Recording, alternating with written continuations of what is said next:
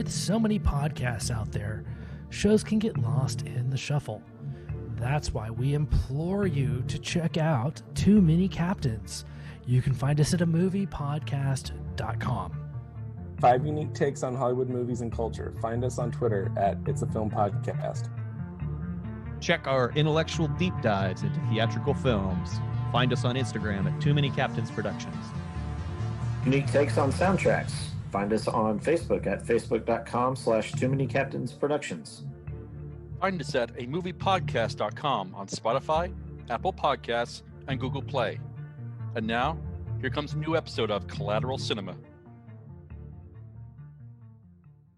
I'm Beau Maddox. I'm Robert Ortegon. I'm Smashley Ashley. This is Collateral Cinema.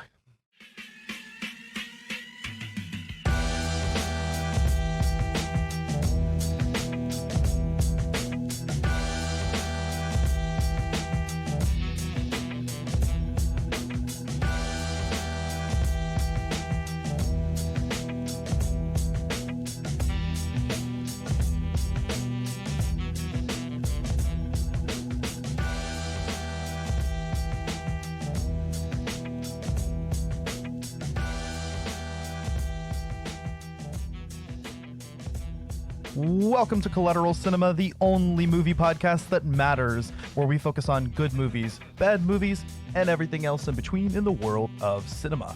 We are podcasting straight from somewhere in South Texas, and yes, my friends, we are a 420 friendly podcast. So whatever you have, be it blunts, bongs, dabs, joints, smoke it if you've got it, my friends. Smoke it if you've got it. And today, this fine evening, I'm joined by gentlemen Beau and Robert, and we're chilling in the studio. The studio where it all began. Where it all started. Yeah, this is pretty much where it all kind of came together, right? And that's where it will end. Speak up, three Robert, minds, Jesus. Three minds came together to... And it's where it all will end. What the fuck? We just, three bachelors Yeah, bachelors, came right? to talk Ash? about what we love, movies, cinema, Exactly. perspective. Cinema, movies, indies, you name it. Oh, yeah. Whatever. And we're doing our second anime, right? Yeah, this is part 2 of our anime film special. We're talking And- about Akira. And I can't believe I made it for this. Yeah, right? We actually weren't expecting Robert to be here, actually, but thank goodness he actually showed up. Hey, didn't Dakota pick this movie? I mean... I'm pretty sure Dakota did pick this movie. Yeah, so... It's funny that I showed up and not him, Right? But anyway, I guess let's go ahead and dive deep into this phenomenal movie, which I would say is one of the most, if not the most influential anime film, really, especially as, the genre's perceived in the West, right? Oh, it is pretty much a landmark movie as far as animation is concerned and as Japanese anime is concerned. And if you go back to our Perfect Blue episode, you will hear how we dove into how the Japanese economic boom really influenced the rise of anime and otaku culture. And a lot of that applies to this movie as well. This movie's kind of a little bit of a contemporary to Perfect Blue, maybe off by a few years. Yeah, kind of, I think more at the forefront of that, because this came out before Perfect Blue, right? 1988? Yeah, you're right. It came out like a couple of years before, I believe. So this was kind of the start of that trend, especially, like I said, with the Western world and anime. And it kind of occupies this unique time period, which was the late 80s for anime. There's kind of this animation style and this whole direction that anime takes that ever since it's become more mainstream and has had to tailor itself to an audience, it really hasn't, gotten that aspect back in a sense. You know what I mean? Yeah, there was, in a weird way, even as explicit as most of the material was, there was kind of an innocence to it. I mean, Yeah. and I know that's weird. I mean, because also this was the time when like Rotsuka Doji came out, and also like Vampire Hunter D and Violence Jack.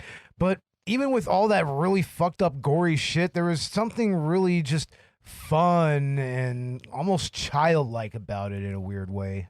Right. And it's almost like it's just not afraid to go anywhere or do anything. So like you said, it has kind of this childlike innocence in its ability to explore. I mean, what did you think about, just that all being laid bare, Robert? A lot of that fight scene was, I don't know, it reminded me of Batman Beyond, the beginning of it. Yeah, there's a lot of The motorcycle scene, in the beginning of the first Batman Beyond movie? Yeah, there's a lot of material that Akira directly influenced, like especially in the decades afterwards. Damn. Yeah, not just anime, but like you said, just animation in general. Yeah, and also gaming as well. It had an influence on gaming. I don't know. for sure. I'm just finding out from the whole Japanese culture myself, though. Yeah, this is kind of your first real exposure to this type of medium, right? Yeah. But see, y'all say y'all both kind of grew up with Dragon Ball Z, right? Yeah. We wouldn't have Dragon Ball if it weren't for Akira. You know what I mean? Oh, definitely. We wouldn't have the Batman animated series. We wouldn't have any of that. I mean, I think Speed Racer was the first one, right? I see a lot of those races. It's not the first anime ever. It's not that the first goes all the way one, back. but it influenced it, right? Didn't it? Yeah, that goes a little further back, A lot of those- Tezuka and everything. Yeah, a lot of those cartoon race scenes from the 60s. Yeah, I mean, you never seen old school Astro Boy, have you? I've seen Astro Boy. Astro Boy is fucking great. I've seen Astro Boy. Didn't they make that movie? We didn't do so well, right? Maybe. Yeah, they did actually. Yeah. And what's interesting about Akira is that it also started out as a manga, which is something that's also become popularized in the West, along with anime. But the film is a direct adaptation of the manga, although it's a much more condensed version of the story from what I've heard. But the director of the film, Katsuhiro Otomo, is the mangaka, or the artist of the manga. Yeah, and the funny thing about this, and this is how condensed this movie is, the actual ending of this movie actually occurs halfway through the second fucking book in the series. Yeah, and from what I've heard is that, while the manga definitely inspired the movie, the film ends up, kind of being fully actualized in the ending of the manga. So there's kind of that dual causality. Yeah, and it really just adds a lot more to the story. I mean, it fills in a lot of the things that we only kind of really get in small pieces in this movie, especially when it comes to the metaphors used. But oh yeah, some of the themes in this, there's just layered on top of each other, and it's kind of like a blink and you'll miss it. So I'd really love to read the manga to see, kind of where these themes are explored in more detail and form, full story arcs. But I guess anyway, talking about Katsuhiro Otomo, like we said, he's the creator of the manga, which was written before, during, and after the movie. He also, co-writes the screenplay with Izo Hashimoto behind works like Sakuban Deka and EM Embalming. Oh, wow. I don't think I've really seen any of those. I haven't either, but, I do a little bit of research on Akira and its production. What's interesting is that Otomo originally did not intend to adapt the manga, but eventually, he was intrigued by the idea, and he only agreed to it on the grounds that he maintained full creative control. And it really shows. I mean, just even in the animation style, I mean, just the way that it kind of captures the actual movement of the manga itself, that's shown in the pages and in the drawing and everything. Oh, the animation is crazy, right, Robert? Oh, when he goes all Toxic Avenger, dude, that's sick. Yeah, at the end of the movie. That was badass. I like it, dude. But I mean, just think about how much time it took for them to put all that detail into that animation. I mean, there's so much detail. There's so many things going on at once in a scene. Oh. And even just the, just the small minute details, like how Tetsuo drawing in the debris and forming muscles and tendons of a prosthetic arm, yeah. Or even just looking at the way the characters actually just move. It's very natural. Mm-hmm. It almost looks like it could be mocapped in a way. And there was no mocapping at that time, no motion capture. So, I mean, it kind of really mimics real movement. Yeah, no, definitely. There's a lot of work done into the animation. I mean, from what I've heard, up to over 20 drawings a second. Oh, shit. Just to get that smoothness. In fact, this was such a ambitious venture that, there was a committee formed. Major Japanese entertainment companies like Kodansha, Mainichi Broadcasting Company, Bandai, Hakuhodo, Toho, Laserdisc, Sumitomo. Pretty much all the giants in the Japanese entertainment industry, pretty much. Exactly. They formed the Akira Committee, which was formed specifically for this film. And isn't that something that a lot of anime kind of undergoes? They have that kind of committee production behind them? Because I remember like Ghost in the Shell and Death Note having similar committees behind them. I think that was kind of as a result of this. Ghost in the Shell came out after this. Yeah. So, I mean, really, there was that kind of that influence and kind of that feeling of, okay, we can do this. There's an audience for this. There's money to be made here. I mean, the film has over a 700 million yen budget, which at the time was the most expensive anime film. Yeah, and it shows just in every single motion in the animation. I mean, you could tell that actual quality and care and money was put into this. Yeah, no, definitely. And just the overall like work and how much thought was put into the script. I know Otomo had to conclude the story of the manga, following this, or, during this. He had this manga story plan, and he kind of had to bring it to a close and find a way to bring closure to all the characters, the storylines and themes, while still making them meaningful but succinct. And originally he had drafted originally 2,000 pages of designs. I had to cut him down to a little over 700.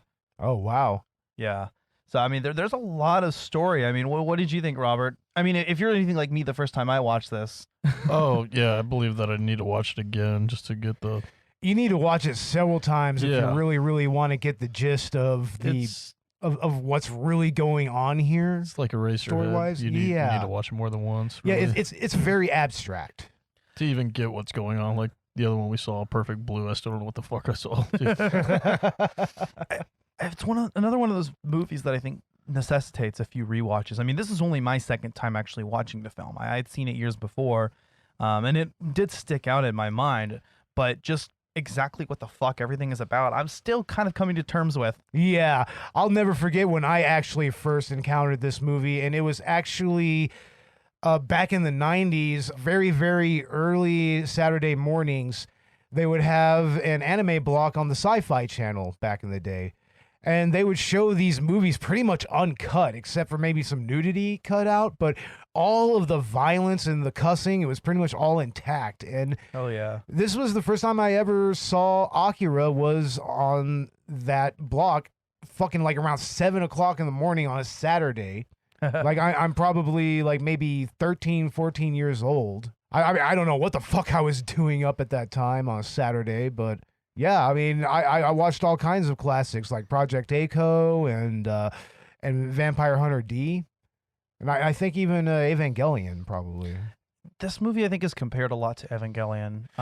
Yeah, it kind of has a certain critical take on its subject matter, except like with Evangelion, it's more of a criticism of religion and institutions and everything. Right. Whereas this is more criticism of.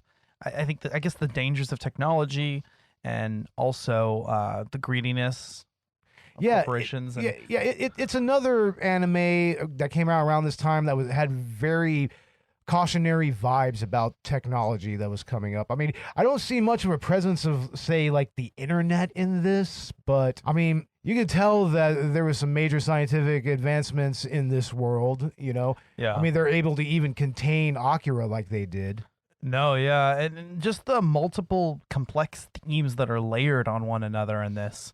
You know what I mean? It's just there's so much to intake. Yeah, it's a lot to take in at one time. I mean, I've heard it said in certain anime circles that it takes no less than 6 or 7 views to finally get this movie to sink in, And this is probably the 9th or 10th time that I've seen this movie.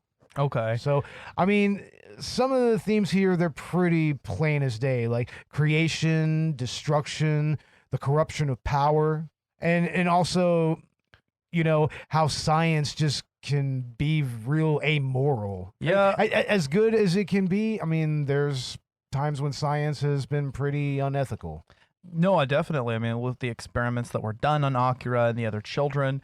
there's one part of the movie that's actually really interesting to me. It's when Kei is talking to Kaneda about, what Akira is. Of course, later on, I guess we find out Akira was just, one of the children. But we get this idea of, she positions the question. If an amoeba had the power of a human, what would an amoeba do? Well, an amoeba wouldn't do what a human does for the sake of how a human does it, but an amoeba would seek to do what an amoeba does.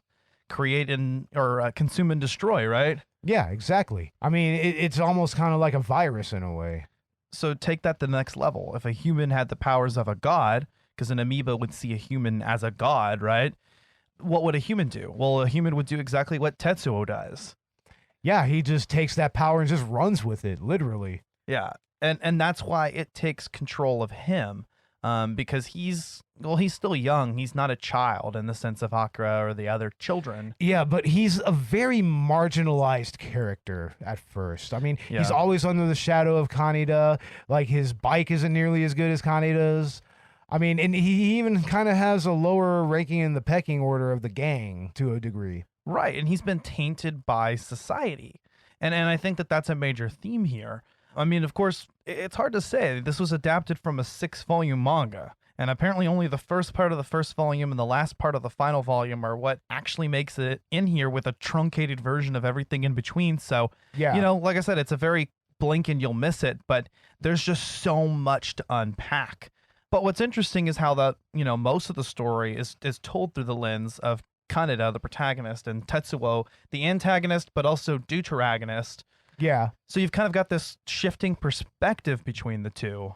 Yeah, honestly, in many ways, it's kind of difficult to pin down whose viewpoint we're really supposed to take here. Like, whose perspective is this movie really coming from? Well, I think Kaneda is, you know, the protagonist of the story, but there's large portions of the story that are told through Tetsuo's perspective. And we even get to see inside of his mind. And, you know, if anyone in this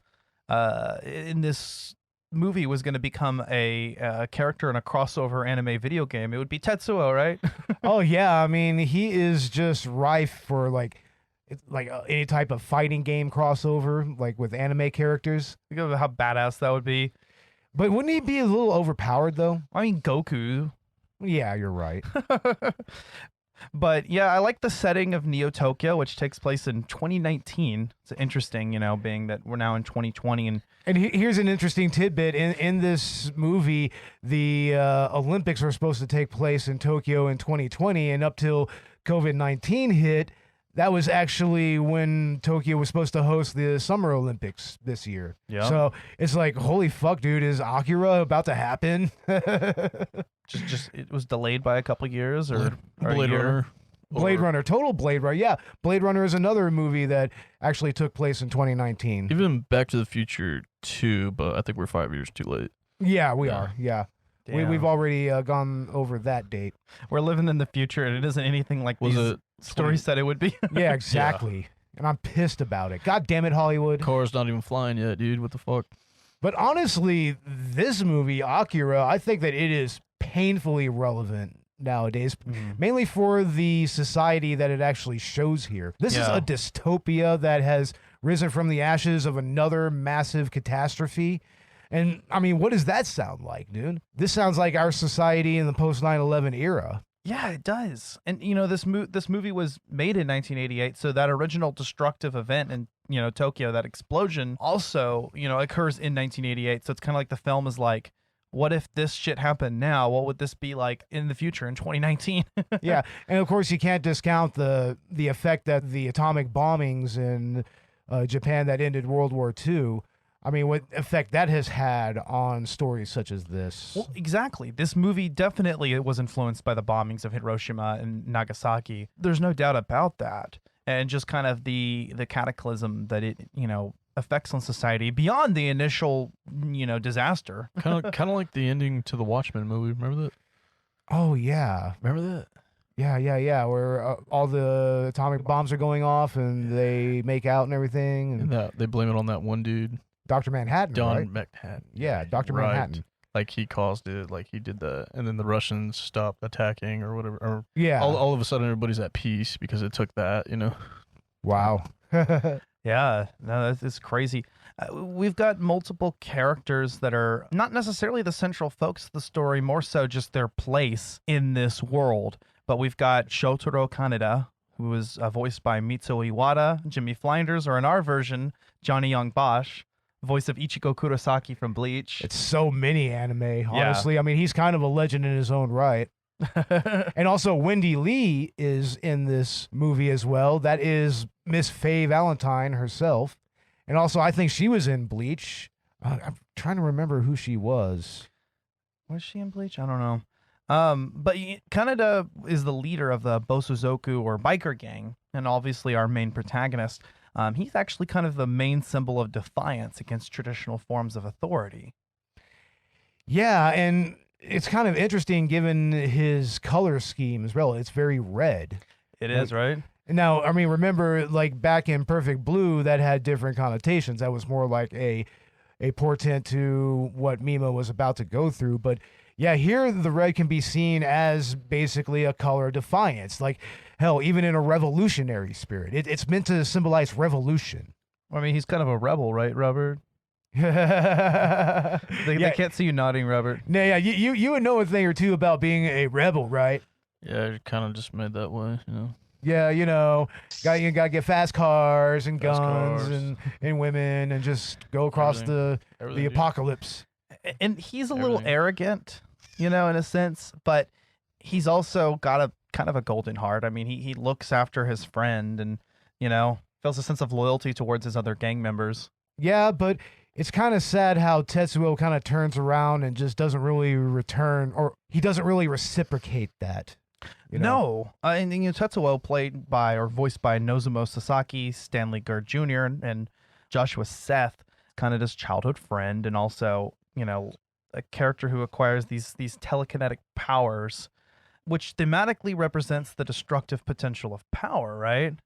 Yeah, I mean, in a way, it also shows his juxtaposition to Kaneda in a more authoritarian sense. I mean, he is the one who is subjugated there.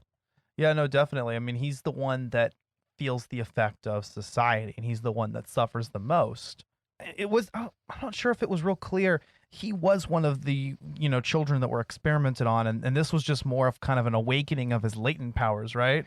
Yeah, I mean, I think that initially he really didn't score that high, but whenever they were testing him and everything, as far as his psychic abilities, but actually encountering one of the children, like at the beginning of the movie, that does kind of awaken these powers that he has, and they're just like, whoa, this is off the scale here. It's like, this is almost like Akira. That's what they mention, is that, you know, his pattern is, you know, similar to Akira's, except the inverse, right, or the opposite. In a way, I think what it is that Akira was more of the creative force and Tetsuo is the destructive force, and that's just them kind of colliding a little bit. But then, you know, Akira did destroy Tokyo, but in doing so created Neo Tokyo. Yeah, it kind of constituted a rebirth. So, I mean, that's what Akira is. He's rebirth, more or less, creation and rebirth. And Tetsuo is just destruction and chaos. That's a solid way of looking at it. Yeah. You know, we've also got other characters like Kei. And Kei is more or less a mouthpiece for the children, though. And she becomes a central part of the final battle against Akira and Tetsuo. Yeah, she does. And she's an integral character early on. I mean, she only becomes a part of all of this because Kaneda basically sticks up for her. But then she's a member of the resistance. Yep. So, I mean, it's an interesting dynamic, and she's obviously serves as Kaneda's love interest throughout the story, but there's nothing explicit about it. I mean, obviously he's after her, but it's not like it's directly acknowledged later, but there's kind of that sense. Yeah, more or less, but I mean, it's not like we ever see it really consummated in any way. No. I mean, they just kind of become closer due to their actual shared experience. Right. Than anything. And Kaneda was kind of a dick to her early on. He pulled that, like, nice guy routine, like... Oh, totally, yeah. He really did kind of go nearly incel on her a little bit. Like, I saved you, therefore you owe me this. Yeah, a transactional approach to that type of relationship. Yeah.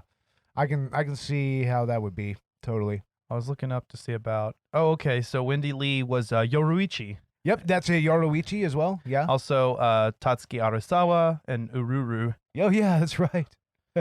So, and others, apparently. But yeah, I remember all the three of those characters. Wendy Lee. I didn't really watch the dub of Bleach, though. I more watch the Japanese version. Okay. See, I mean, that's how I know about all these... English voice actors is because I mostly watch dubbed anime. So some anime is better dubbed. This one is a good dub. I don't have any issues with it. There are some dubs I can't stand. Naruto is painful, but over time you kind of get used to it. It's okay. But there's just most of them are pretty bad. The only really good ones I think for me is like Full Metal, Death Note. Death Note's pretty good. Hey, don't forget Shin-chan. Shin-chan. Shin-chan has a badass dub, honestly. Like they redubbed it to be an adult-oriented animated comedy show. I don't know. I've warmed up to dub. I guess I used to be one of those more like purists, like, oh, the Japanese version is the best. But it's only because it doesn't sound as cringy. But then when you realize that, you know, the Japanese voice acting actually is just as cringy, we just don't notice it because it's not in our natural language. And then you just sort of embrace it. You're like, this is part of anime. Exactly. You know, they have exaggerated personalities, and if you try to put, this is why so many anime live action adaptations don't pan out, is because when you try to put that same level of personality into live action, it just doesn't translate well. Yeah, I mean, you see it over and over again, especially with something like, I mean, Speed Racer, Dragon Ball Z, and they've been trying to make a live action version of this movie for the longest time, but yeah. Oh, we're gonna bring that up later, but yeah, that there actually has been a live action adaptation in the works here. But you know, we've also got characters like Colonel Shikishima, the military leader of Neo Tokyo. Yeah, he's very much a soldier's soldier, and he actually, even though he doesn't particularly care for the way that the city is gone, he still feels duty bound to actually try to do something to stave off this coming sort of apocalypse that's about to happen. Yeah, there's not a lot of black and white here. I mean, most of the characters are kind of just embroiled in this conflict, and they are who they are. They're a part of this for better or for worse. And it's not like anyone's completely self-serving or completely evil, and it's not like anyone's completely good-hearted, pure. You know what I mean? Everyone's kind of, you know, shades of gray in between, with Kaneda and Tetsuo being more extreme examples than the rest. But yeah, even so, I mean, Tetsuo's not fully evil. That much is explored. He's a sympathetic character, and Kaneda's not, you know, a saint. He's a cocky, arrogant guy that is a gang leader and, you know, stirs up violence. And he still has a heart of gold, and he still actually tries to help Tetsuo and help Kei, you know? Yeah. I mean, they're very much archetypes that are also products of their own society. Yeah. You've also got Dr. Onishi, the head scientist, Ryusaki, who is Kei's brother. That's Kei's brother, really? Well, it's not directly stated, but I think it's also, I read somewhere that it's, maybe this is explored in the manga, but he claims to be her brother, but maybe actually isn't. Oh, okay. But okay. They don't really state it in the film, but he has some kind of relationship with her, you know, the way that he talks to her. Yeah. I almost kind of thought he was like her father or something, but then I realized that can't be right. Yeah, I mean, he's an interesting character, though. That's the other rebel leader that Kei interacts with, right? Yeah, Ryu. Yeah, he actually looks a lot like the general, right? He does, right? There's kind of like, they look similar. And we've got other characters, of course, too. We've got the Epser children, the Kyoko, Takashi, and Masaru. Numbers 25, 26, and 27. Yeah, those are really, really interesting characters. I mean, they have a very interesting look to them. It's almost ghost-like, kind of. Yeah, they're like children, but they're like blue and shriveled, right, Robert? Like Tales from the Crypt or something? Right? Yeah. Old ladies from SpongeBob? I don't know. I like how whenever they try to attack Tetsuo, they literally just get a mass of toys together and create these ginormous, like, stuffed animal creatures. And it's really intense the first time you see them. Like, the teddy bear starts leaking a bunch of milk all over the place. It's like, that's an interesting bit of symbolism there. I wonder what all that milk meant. Titty milk. Titty milk. Yeah, but... We're going back to Visitor Q. Oh, no. Oh, wow. No. Wow. I think that's the episode that broke Dakota. I think we broke Dakota after that. I think we did. Martyrs didn't do it, but Visitor Q did. Yeah, I don't get it. He could watch Martyrs, but he couldn't watch Visitor Q. He warped his fragile little mind. Yeah, we did. Warped it big time. Yeah, though there's a lot of interesting characters here. I like Kaori, Tetsuo's love interest. Some other members of the game like Yamagata and Kai, that are, you know, members of Kaneda's biker gang. And then, of course, Mr. Nezu, the leader of the resistance and the kind of corrupt parliament member. Oh, yeah. He pretty much just gets all of his banknotes together and tries to stuff it into a suitcase near the end, and he meets an untimely fate. Neo Tokyo is about to explode.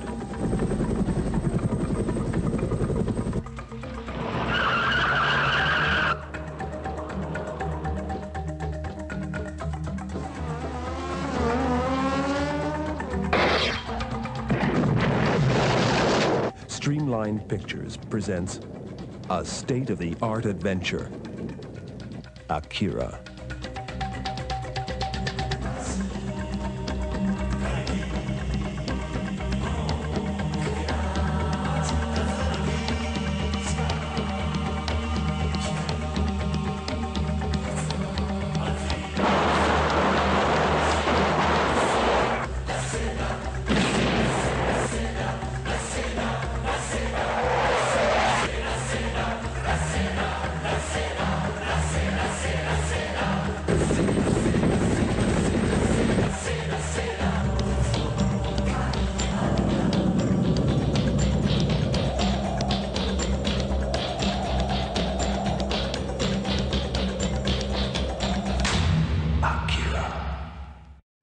A fate that's kind of fitting for him, though.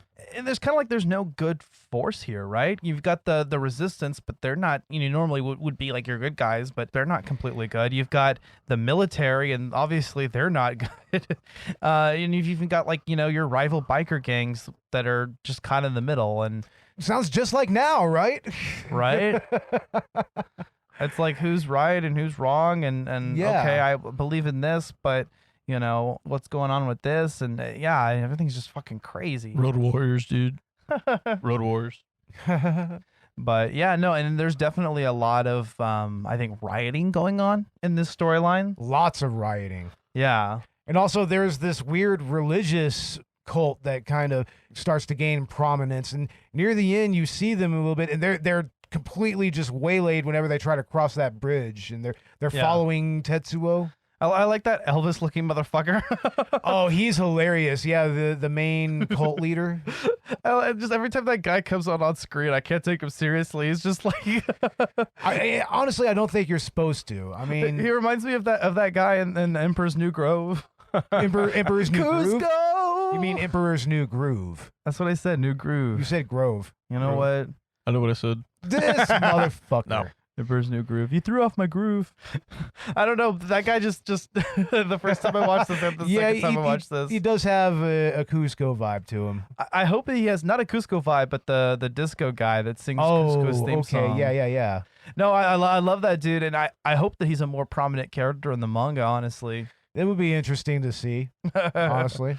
Yeah, no, you've just got all of these kind of factions going on and just beating in the middle, and there's no clear sense of who's right or wrong, just, mainly the conflict between these two boys. That's really what it kind of boils down to. And as I alluded to earlier, the whole conflict versus, creation thing, Yeah, there's a lot of interesting themes here, and I love the way that they're explored, and I love the way that they're executed. I mean, we've got, obviously, the graphic depiction of violence that doesn't seem to be as explicit in most anime nowadays. Oh, sometimes if you look hard enough, you'll find something pretty fucked up. Honestly. Yeah, no joke. There are some that are still ongoing. Yeah, but like not the mainstream things. But it's just not like this original golden age of anime wave that came out. I mean, we had stuff like Geno Cyber, or something fucked up like Barefoot Gen, or like I referred to Erotica Doji earlier. Yeah. That's pretty much where the whole tentacle thing starts. There's like Berserk, right? Berserk, that's another really crazy. Fist of the North Star. Yeah. Oh, the way that Berserk ends. Holy shit. What's the one about the boxer? Oh shit. And his dad like beats him up. No, that's Baki the Grappler. Baki the Grappler. Yeah. Baki the Grappler. Yes. That shit was insane. I originally saw that as an OVA, but I mean, I haven't really seen the actual series. I think I watched. I don't know if I think it was the OVA. Yeah. Yeah. In the OVA, what was supposed to be his dad, what would be his dad character in the series? It was just a random fighter that he was fighting underground. But oh no, he was his dad. Maybe I was watching the series, but it was like bits and pieces of it. Yeah. But I remember Baki the Grappler. That was insane. But yeah, no, I love the depiction of violence. It's not like, what's the word? It's not exploitative necessarily. No, not it's done not for shock. exploitative. No, It's just there. It's realistic, you know? It does add a lot to the realism of the animation as well. I mean, Yeah. No, for sure. I mean, that's really the takeaway here. What did you think about the cinematography, Robert? Yeah, it was a lot like Tron, really, and what was it? Speed Racer, kind of like Batman animated series. I don't know. well, okay. I mean, I don't but know. what about the cinematography? I mean, did you Cinematography notice was- how with all with the the lights, all dude, the- that must have taken like years to do that. Yeah, and also the detail in the backgrounds? yeah. You know, like where everything strobing it with those neons, almost like light. and how lighting. all the buildings were kind of panning in different planes. At least over several lappings of drawings, like thousands probably. Like, Oh my God! I mean, just on the backgrounds alone. by the thousands. Yeah. Like, I mean, those must have been a bitch to really animate. Just all those backgrounds going through the city and everything. Well, interesting. There actually was a bit of CGI used here. Oh, awesome! A lot of the falling objects, the parallax effects on backgrounds, and the lighting and lens flares is actually computer generated. Also, that pattern indicator for Akira and Yeah, that's Tetsuo, that's very obviously a computer effect. that was the more prominent one, but the rest of them kind of just slipped by unnoticed. But because the animation overall is just completely super fluid. Yeah, it's a true feat for the genre, for its time, and honestly, just in animation in general. This movie even beats some of the best animation that's out today. Yeah, Even and so what CGI is used there is not gratuitous at all. It just kind of it enhances the flavor. well, the interesting thing is that nowadays a lot of anime is kind of a real blend of more 2D models and 3D animation. Yeah. That's something that's actually become a lot more prominent in the industry since then. I'm like, man, why don't we see this kind of animation as much anymore? I don't know, man. I wish we could get something similar to this. It's like it's mesmerizing. I love, just the blurs and the and a lot of it this is better than some of the most like top tier moments in anime. Like you'll know every once in a while sometimes you'll have in a long running series like Naruto, you'll have like some fight scenes that are crappy or some scenes overall, but then you've got like your major fights usually have like fantastic animation, like they really up the ante. This kind of puts all of those high moments to shame, I think. It really does. I mean, And that's coming from someone who's a huge fan of Naruto, and everything except for I think the pain fight was pretty good. The pain fight is just one of those painful things that was just so bad it became a meme. You've seen that shit, right? yeah, I've seen it. and I'd like to go ahead and make another comparison here. I really think that Cowboy Bebop animation-wise is kind of close to this a little bit. Yeah, I see what you mean. Yeah, I mean, because there's a little bit of a realism that's shown in that anime as well, especially the actual setting. I mean, it's actually a very realistic depiction of where we could be at that point in space travel, in technology. Yeah, I guess that's more of a positive spin on technology, and whereas this is more of kind of one of those. I wouldn't say it's a positive spin because there's a lot of shit that had happened in Cowboy Bebop where technology kind of failed, like especially with those wormhole gates and everything. That's pretty much what happened to the Earth and why the Earth is uninhabitable in that series. Oh, okay, I need to watch Yeah. more Cowboy Bebop. I only started it. I have the full series, man. Like, I mean, you should really fucking watch that. Yeah, no, it was interesting. I watched the start of it. I just didn't get very far. Yeah. But I was impressed by what I did see. But we have Akira to thank for that. Certainly. I mean, we wouldn't have anime in the West. I mean, at the time, animated movies or animated shows were for children. They were cartoons. You had Disney, and that was pretty much it. Well, I mean, if you go back to the actual early beginnings of animation as an art form, usually a lot of that shit was not shown to kids. It was shown in movie theaters in between features Okay, yeah. or before features. Akira was originally just screened in theaters, and it was a culture shock for Americans to witness, and it became so popular and gained kind of an international cult following that eventually it did see VHS release.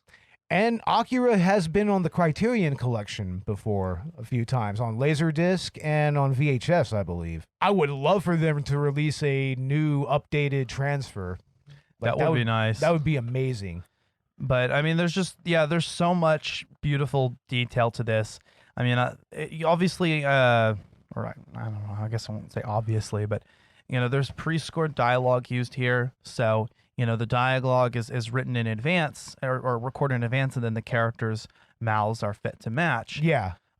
Which when you're watching the dub is a little harder to notice, but Well, they have ways of actually localizing that and also fitting the mouth flap with what they're saying and everything. yeah. So it's a little more sophisticated nowadays, but this is fluid enough that you don't really notice any flaws with how everything is syncing up. No, Yeah. I watched the dub and it didn't really take me out of the immersion. I like that the budget here in this film was actually what really allowed us to see a fully realized futuristic Tokyo, one of the first films to really do so. I mean, like we'd mentioned in Perfect Blue, we had that trope of, the futuristic Tokyo, but this was one of the first films to fully do it and display it in a way that no live action movie had been able to do before. Yeah, I mean, especially when it comes to a lot of the action set pieces. I mean, Yeah. like whenever you get to Akira's actual resting place, when Tetsuo finally makes it there. And what he does whenever he uncovers that, he pretty much lifts the entire facility out from underground and fucking just tears it to fucking pieces just to get at Akira. Yeah, I mean, this, poor city has just gone through so much destruction. And apparently it happens again and again in the manga, from what I've heard. Holy shit. So there's like multiple apocalypses. Yeah. I mean, Fuck. this is both a post-apocalyptic and also apocalyptic And story. even pre-apocalyptic. It's like, wow. Yeah, no, it's insane. So much so, I mean, that this movie, like I said, has, garnered kind of an international cult following. Currently has a 90% on Rotten Tomatoes. Yeah, and also Roger and Ebert really loved this movie. They fully recognized the step forward in, quality of animation that this brought and storytelling and everything. They actually saw what was happening here. Yeah, I mean, before Akira, no one could have really foretold what anime could mean to the West or what it could be as a medium. I mean, what do you think, Robert, as someone who hasn't really had as much of a background in anime? Oh, I really don't know, dude. I'm kind of falling asleep right now. Oh, come on, dude. Sorry. Maybe you shouldn't get drunk before we do this. Maybe it shouldn't be 3 in the fucking morning. I got to work at 9. That's a good point. There you go. That is a good point. All right, I'll take the blame for that. I came super late. I was Jesus working on this itinerary. Jesus Christ. But I mean, this and Perfect Blue were kind of an awakening for you, right? I mean, to kind of see. I mean, did you expect that you would see this in animated form? This sort of thing? No, I really didn't. Actually, it took me by surprise. Yeah, more than anything. Well, that's kind of why we did this whole 2-part anime thing here, was to kind of broaden our horizons and also kind of broaden the podcast's horizons. So Yeah, no, definitely. And what better than, Akira, which had an impact on anime as a whole, especially, the way we're perceived in the West. Still widely regarded as one of the greatest animated and sci-fi films ever made. I would say it's one of the greatest movies ever made, period. Yeah. And it is in the 1001 movies you need to see before you die book, which is very popular.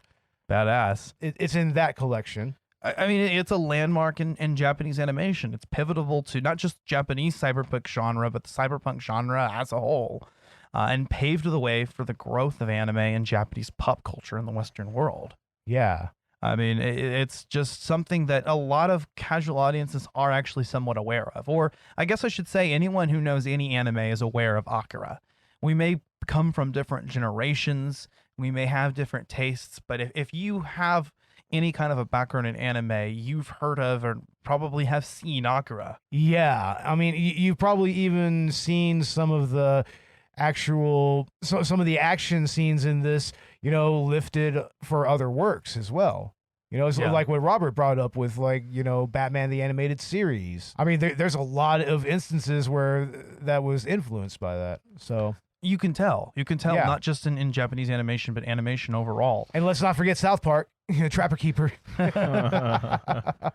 not forget that. That was a total send up of Akira. But, Akira was so critically successful and so revered that, since 2002, there's been several failed attempts at a live action film adaptation. Man, I wish that they would already get that made, man. Like, I've heard Taika Waititi was last attached to it, but I don't know if that's a thing anymore. Yeah. I remember DiCaprio was kind of developing it back in the day. DiCaprio, huh? Yeah, DiCaprio had some kind of involvement, I believe. Huh. I mean, and I think Spielberg also had his hand in it somewhere along the line. So, Yeah, we touched on it earlier, but yeah, I mean, the live action film has gone through at least 5 different directors and 10 writers. God damn it. Most recently, Taika Waititi. Currently, it's on indefinite hold because Whoa. of his part for Thor: Love and Thunder. Yeah, I don't know. I think that eventually it'll be made. I think eventually, and I hope Waititi does it because he's brilliant, and I'd love to see, where he could take this, but I don't know.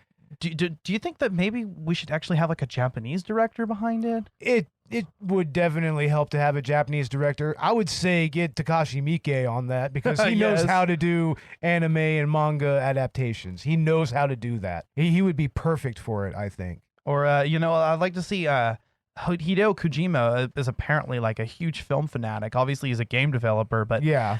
he actually mentions Akira. I think he was saying that Death Stranding was going to come out in the year that Akira came out. Oh, Or wow. the Akira takes place. I'm sorry. Yeah, in which I believe it did. It did come out right at the end of 2019. Wow, that's actually really, really cool. Shout out to Collateral Gaming. I mean, we did an episode on Death Stranding, and that was really, really fun. Yeah. Actually, there have been a few video game adaptations of Akira. Yeah, there was a canceled game that was coming out on some of the 8-bit and 16-bit consoles back in the day. Yeah, and also there was an adventure game that came out. It's a Japanese exclusive on the Famicom. And there was also a Game Boy game that was Planned. It was planned. I mean, there was a prototype made. Somebody Really? does have a prototype. Look it up on YouTube. I'd like to see that. And I actually have a ROM of the Japanese Akira Nintendo game. Oh, hell So, yeah. Yeah. That's awesome. That the Famicom game, yeah. Yeah, the original Famicom game. Yeah, I But- have that. There's also a game on the Amiga and Amiga CD32, and there's a pinball simulator called Akira Psycho Ball on the PS2. What? Yeah, no Oh shit. my God. It was like coincided with like the DVD release. Almost sounds like shovelware to me.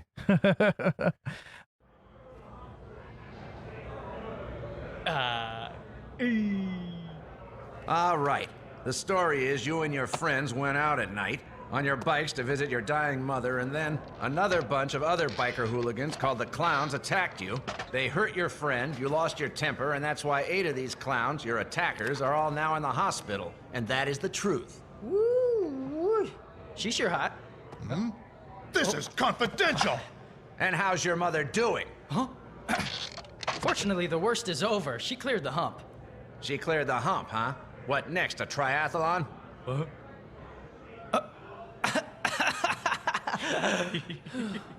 These bozos couldn't have anything to do with it. That goes without saying. Wait out on that bench. Do you understand? All right, send in the next 5. So, the Army's working with the police to hunt down anti-government groups, or so it seems. Yeah, that's it.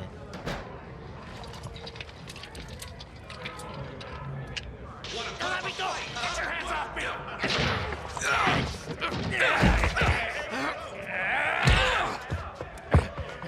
Long live the Freedom Revolution!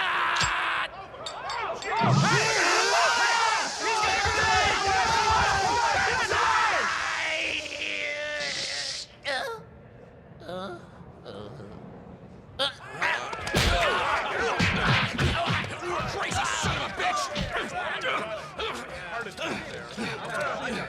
All right, that's enough. Get him back in there. I'll teach him a lesson he won't forget. You dumb bastard! If you want to die, just hang yourself or something! Listen, you kids are free to leave.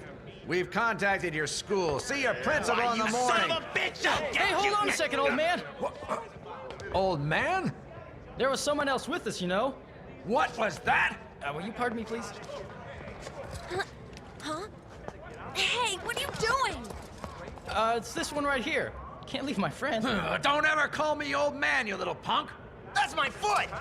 You listen here, kid. I'm only 25 years old. I'm not even married yet. So watch your mouth. Get out of here and take your friend with you. But yeah, I mean, what do you guys think? What are your final thoughts on Akira, Robert? Crazy as fuck. Probably need to see it one more time. Just like anything else you guys show me. Yeah, watch it at least 30 more times, Robert. Like I still don't get it. Yeah. It's just a transcendental movie. I mean, I really, really have always loved this movie ever since I first saw it. And, you know, I mean, my brother and I, we used to watch it all the time. And, oh, man, it's like I was glad to find this on DVD. And I was glad to actually watch it again. I mean, it's a real treat, a visual treat.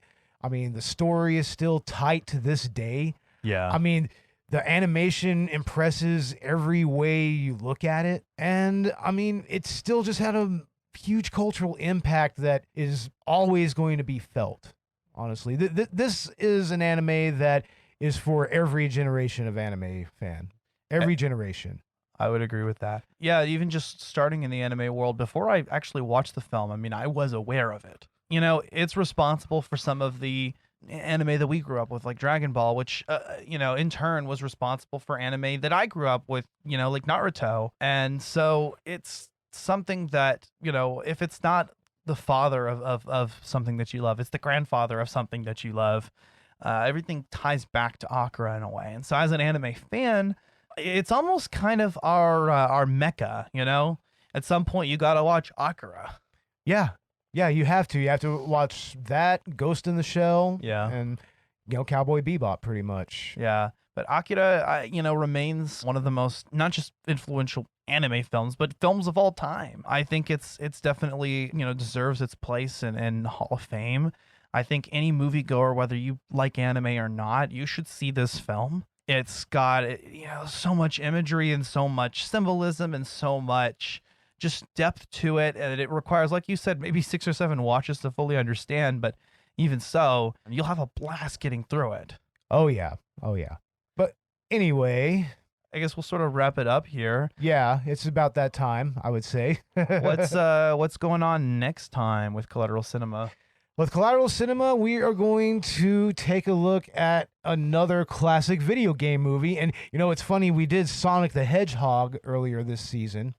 And now we're doing the Super Mario Brothers movie. Super Mario Brothers. And I'm hoping that I could get my brother on that episode. He was supposed to be on this one, but he was working late, and we just couldn't get him in time. But yeah, it's going to be an interesting movie. I mean, I like the Super Mario Brothers movie, and I think that people will enjoy our take on it. I think so as well. I think we'll kind of we'll just make that a collaboration with Collateral Gaming. We got it. It's a collab.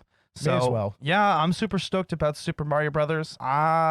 Speaking of Collateral Gaming, we're coming out soon with our episode on Spyro Reignited Trilogy. That should be out.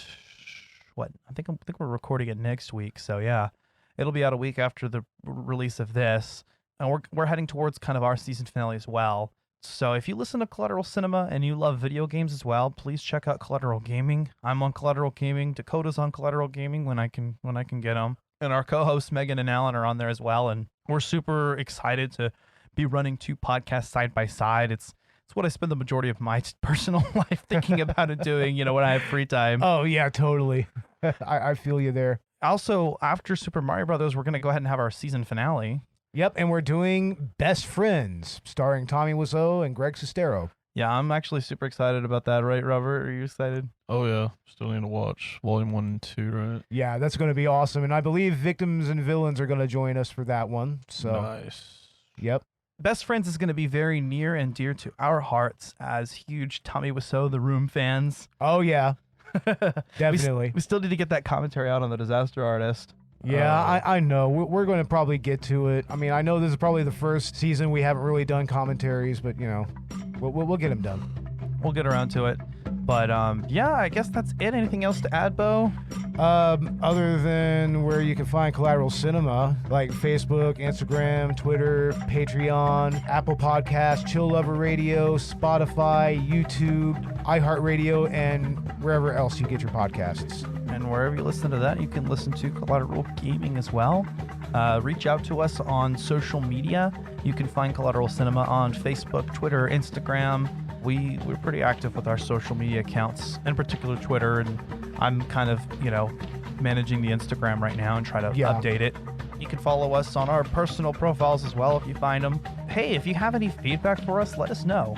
Make sure to leave us a 5-star rating on Apple Podcasts and DM us. Let us know what you think about the show. And, if you have any ideas, if you have any movies that you want us to get into, if you're an indie film director and you want us to, or involved in the film in any way, and you want us to review your movie, hit us up. We love to do that sort of thing. Yeah, definitely. Especially on the director's cut. Oh, yeah. Yeah. Which there will be a new episode of that soon. We haven't picked a topic, but it'll be coming out. Still need to decide where we're going with this. Y'all did a Friday the 13th franchise review recently, right? With Director's Cut? Yeah, we just finished up on part 2, Director's Cut. Yeah, that was a lot of fun, actually. It was the greatest thing that ever happened. Hey, if you like these two voices minus mine, you can go listen to Director's Cut. I'm listening to it actually every episode, so I can say objectively as a listener, it's good stuff. It's good shit. Hell yeah. Hell yeah. But yeah, I guess that's it, guys. That being said, I'm Beau Maddox. I'm Robert Ortegon. And I'm Ashley Chancellor. And we are out, ladies and gentlemen. Check us out on the Director's Cut. Later. Collateral Cinema out. Out. Boop.